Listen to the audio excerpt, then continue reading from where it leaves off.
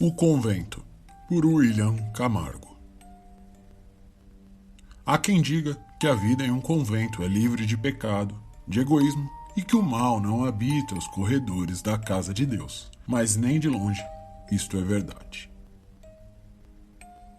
Romênia, 1710.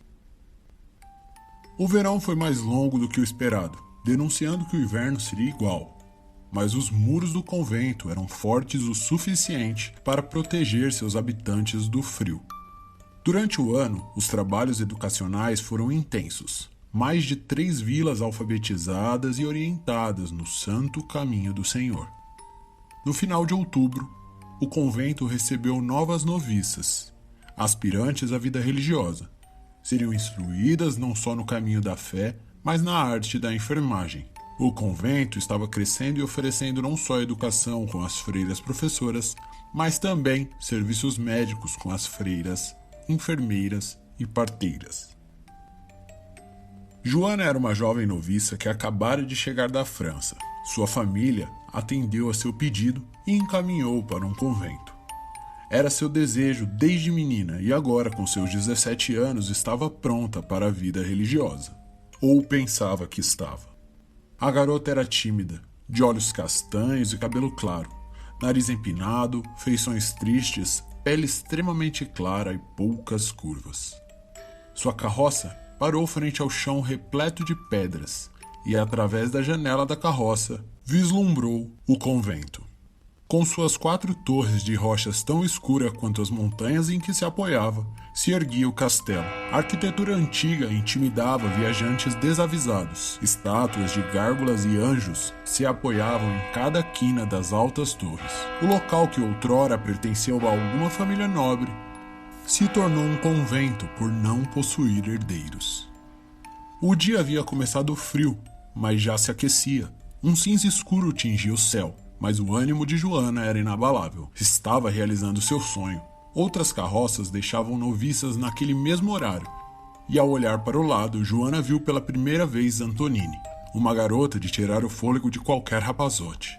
Com um par avantajado de seios e curvas dignas de estátuas gregas e cabelos dourados, elas se olharam e Antonine, com seu sorriso largo, já fez questão de fazer amizade com a tímida Joana, antes mesmo de entrarem no castelo.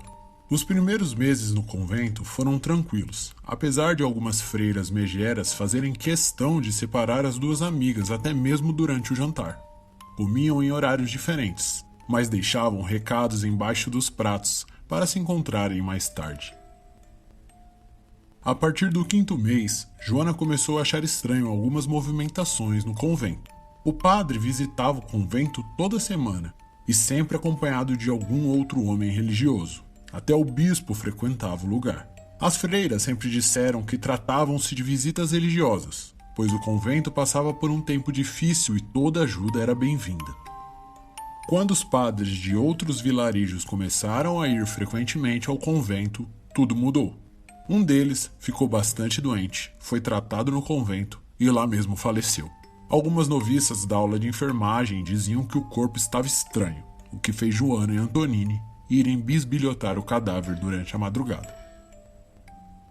Nos corredores imensos e escuros, as meninas se esgueiraram pelos cantos, acendendo e apagando a lamparina conforme as freiras apareciam, até alcançar a sala onde estava o cadáver. Ao abrirem a porta, um cheiro putrefato quase as fez devolver o jantar. Moscas rondavam o corpo e um corvo bicava a janela fechada, ansiando pelo banquete. As duas se aproximaram do cadáver daquele homem velho. Com seus quase 70 anos, estava esticado sobre uma maca. Um pano branco cobria seu corpo até a cintura, e a maior parte das moscas se aglomerava na altura de sua pelve. Joana ficou imóvel, mas Antonine era mais destemida e removeu o pano. O que viu por debaixo um dia foi um pênis, mas agora era quase irreconhecível. As veias haviam se tornado fios negros, assim como toda a pele em volta. A base se tornou espessa e o pus de 6 ou 7 pústulas ao redor daquilo exalava um cheiro tão insuportável quanto aquela visão. As duas retornaram para o quarto sem dizer uma palavra, mas Joana sabia que aquele tipo de doença, por mais estranha que fosse, era estranha demais para um padre.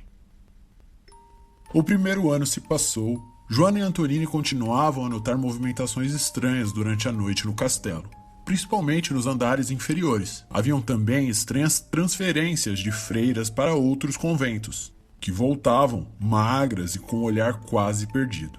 Até que Antonini fora notada pelo bispo. Era uma tarde comum e a garota estendia suas roupas no varal, quando o bispo a chamou para conversar. A princípio ela ficou muito feliz, já Joana nem tanto. O tempo passou e as meninas se afastaram. Antonini, cada vez mais próxima do bispo, começou a visitá-lo em salas específicas do convento. Na mesma época, outro padre adoeceu, e dos mesmos males ele morreu. Mais freiras eram transferidas para outros conventos e aquilo deixava Joana confusa.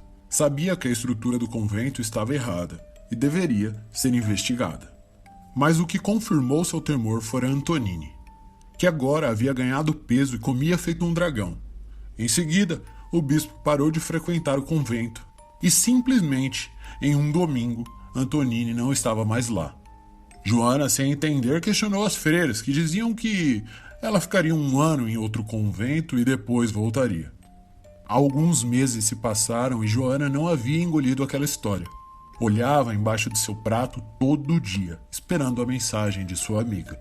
Durante uma noite, Joana ouviu gritos e não se aguentou. Desceu as escadas proibidas pelas freiras e foi até as masmorras, furtivamente. Ao chegar, viu corredores estreitos, cheios de quartos. Notou que o local estava sendo utilizado. As portas de madeira de cada quarto pareciam ocupadas por respirações ofegantes e tristes. Um dos quartos no fim do corredor se abriu. Joana se abaixou e apenas observou. 4 freiras saíram do cômodo. 3 delas carregando um corpo pelos pés e braços e uma outra com algo enrolado nos braços.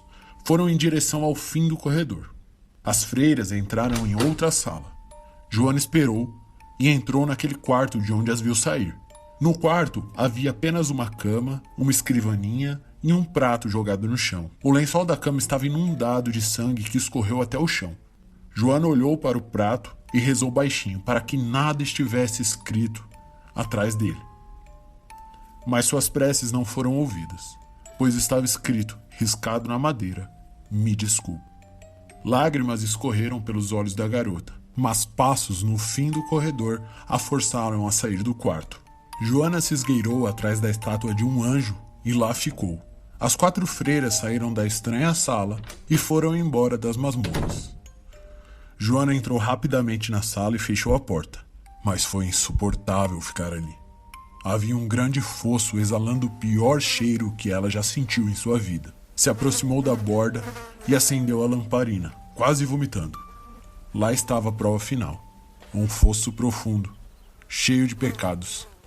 Tão profundo que os pecados alcançariam o próprio inferno, pois eram incontáveis o número de fetos em diferentes estados de formação, além dos corpos de suas mães que não sobreviveram ao aborto. Lá estava nua sobre a montanha de corpos sua amiga Antonini, já sem vida. Joana não sabia o que fazer. O susto foi tão grande que a lamparina caiu fosso adentro. Os corpos iniciaram o maior incêndio da história dos conventos. E você deve estar se perguntando: corpos iniciariam um incêndio? A resposta é bem simples. O inferno já está em chamas.